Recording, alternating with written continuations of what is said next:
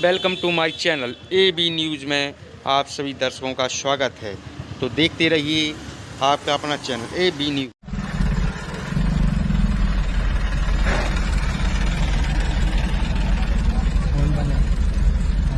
क्या?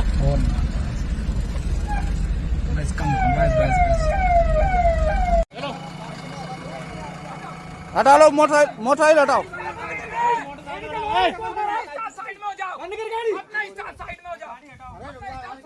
हटाओ हटाओ, मोटरसाइकिल हटा लो। अरे यार उठ जाओ बीच में से हट जाओ।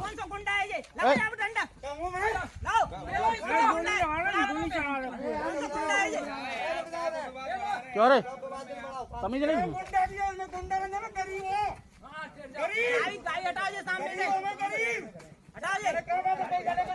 रोको रेंज साहब, अरे साहब रोको।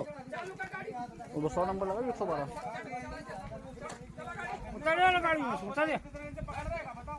कोतर ना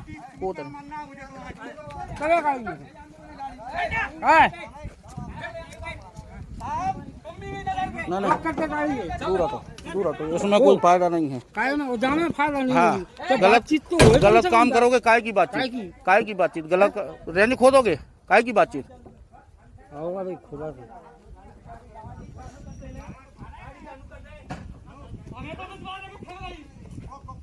खुदा चीजा लगाते तो जन करो चालू।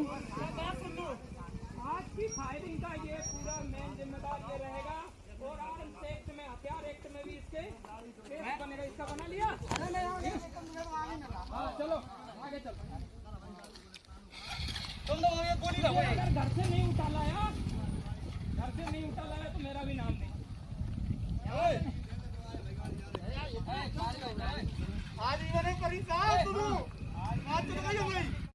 कल जो आप अवैध रेत के उस पर गए थे, क्या पूरा मामला हमला वगैरह हुआ है, क्या पूरा मामला? देखिए क्या है कि करेरा वन परिक्षेत्र अंतर्गत कुछ अवैध गतिविधियों की सूचना ग्रामीणों से हमें प्राप्त हो रही थी, जिस पर प्रभावी कार्रवाई की ज़रूरत थी।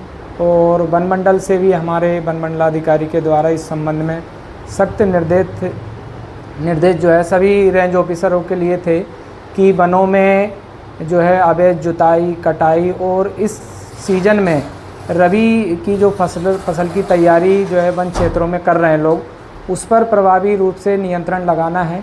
इसी उद्देश्य से हम अपने करेरा वन क्षेत्र अंतर्गत वीरपुर टोरिया में निरीक्षण के लिए गए थे। तो वहाँ पर अवैध रेत उत्खनन की सूचना भी थी। तो वहाँ मौके पे जाकर जब देखा तो एक जेसीबी अवैध रेत का उत्खनन करते हुए हमें देखी गई। तो उत्खननकर्ताओं ने वन अमले की टीम को देखकर अपनी जेसीबी को भगाने का प्रयास किया। वन अमले की टीम के द्वारा जेसीबी को घेरा डालकर जो है उसको जब्ती की कार्रवाई की गई। जेसीबी को जब्त करने के उपरांत जब हम उसको अपने कब्जे में लेकर वन परिक्षेत्र करेरा की ओर चले, तभी रास्ते में एक ग्राम था, उसका ग्राम का नाम याद नहीं आ रहा मुझे। हाँ, क्या नाम था? जनवरी नहीं, जहाँ पर रोका था घटना। तो उस गांव में कुछ जो आपराधिक तत्व थे जो कि उत्खनन से संबंधित थे, उन्होंने हमें रास्ते में रोक लिया और लाठी डंडों से हमला करके हमें क्षतिकारित करने का प्रयास भी किया और जो जब्त वाहन था उसको छुड़ाने का उन लोगों के द्वारा प्रयास किया गया।